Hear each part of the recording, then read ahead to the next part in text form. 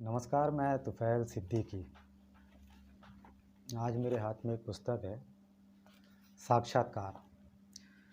ये पुस्तक जो है साहित्य अकादमी मध्य प्रदेश का मासिक प्रकाशन है और जो अंक मेरे पास है ये नवंबर-दिसंबर 2020 का अंक है।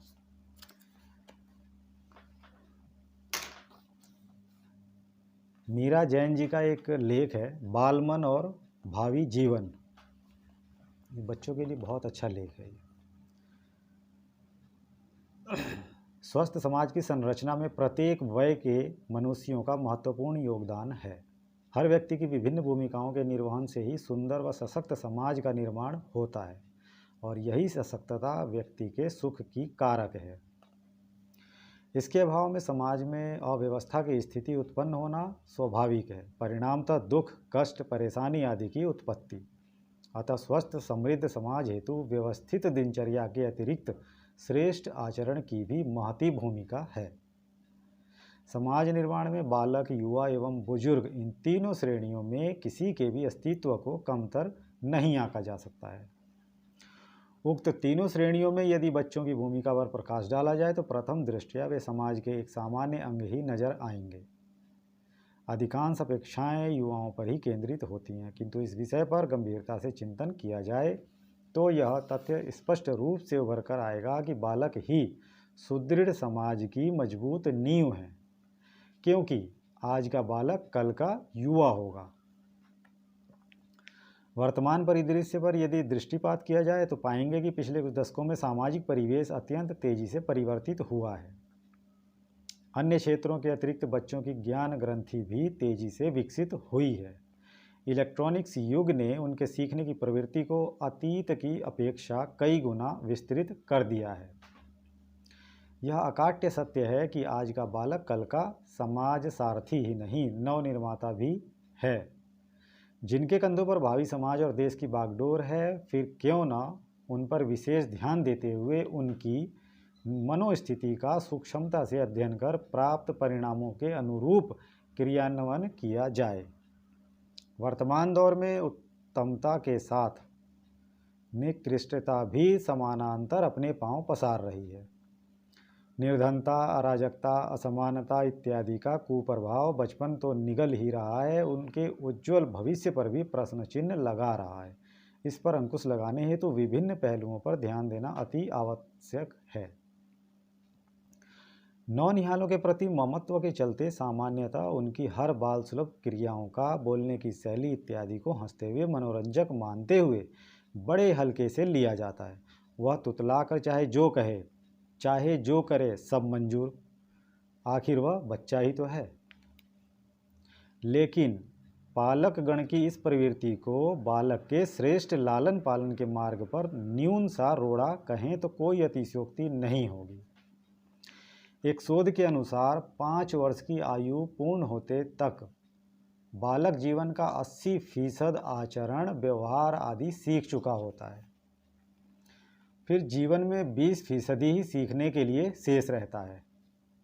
अतः प्रत्येक माता पिता एवं पालकों को चाहिए कि जब बच्चा समझने लगे तभी से उस पर विशेष ध्यान देते हुए कदम कदम पर सीख देने की प्रक्रिया जारी रखें।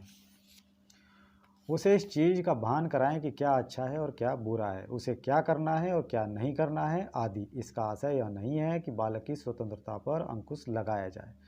स्वतंत्रता शारीरिक तथा मानसिक विकास के लिए बेहद जरूरी है। यह पालक पर निर्भर है कि वह किस तरह बच्चे को सही दिशा की ओर अग्रसर करें। कुछ बच्चे अति चंचल होते हैं, उन पर विशेष ध्यान देने की आवश्यकता होती है। ऐसा नहीं कि जरा सी शैतानी पर उठाकर चांटा मार दिया। मारने तथा आवश्यकता से अधिक डांटने पर बच्चे जिद्दी व ढीठ हो जाते हैं। इसके लिए पहले बच्चे के स्वभाव को परख उसी के अनुरूप समझाया जाए तो वे शीघ्र ही समझ जाते हैं। बच्चों के लिए कहा भी गया है कि वे कच्ची मिट्टी हैं, जैसा ढालोगे वैसे ढल जाएंगे।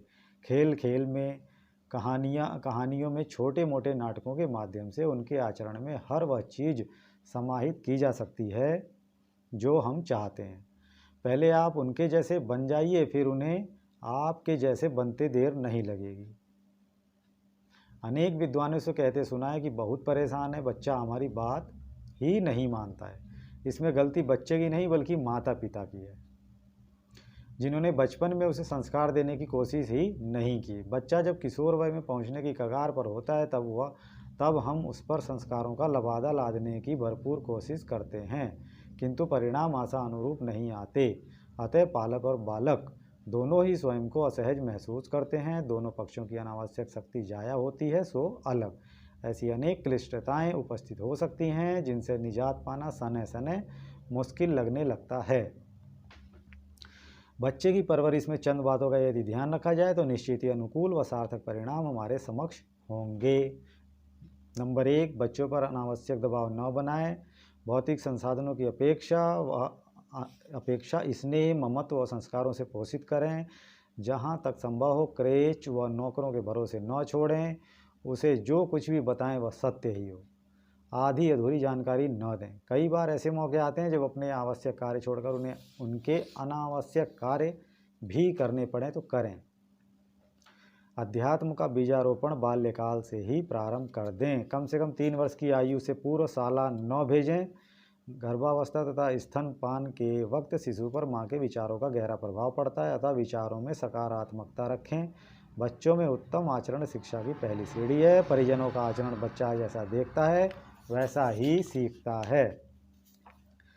गला काट प्रतियोगिताओं स्पर्धाओं से बच्चों को दूर रखें। बुजुर्गों की छांव भी बच्चों की परवरिश में 4 चांद लगाती है। बच्चों में संस्कार रोपित करने का सर्वोत्तम माध्यम है कहानियाँ। प्रतिदिन सोने से पूर्व एक अच्छी कहानी सुनाएं। बच्चों की रुचि का पूरा ध्यान रखें, किंतु उनकी अनावश्यक मांग की पूर्ति कतई न करें। समर्थ हैं तो निर्धन और निराश्रित बच्चों को समाज की मुख्यधारा में जोड़ने का प्रयास करें। बच्चों को धूल मिट्टी में खेलने दें, प्रतिरोधक क्षमता बढ़ेगी। जहाँ तक संभव हो मोबाइल से दूर रखें। स्वस्थ समाज हेतु हर बच्चे का संस्कारित होना अति आवश्यक है, अतः समर्थ व्यक्तियों को चाहिए कि वह कमजोर तबके के बच्चों पर भी ध्यान दें। इस तरह बाल्यकाल से ही बालकों पर थोड़ा ध्यान दिया जाए तो स्वयं व्यक्ति का, बालक का एवं समाज का हित की कामना सार्थक हो, स्वयं ही सार्थक हो जाएगी। जहाँ जहाँ संस्कारों का अभाव होगा वहाँ वहाँ अराजकता का प्रभाव होगा। नमस्कार।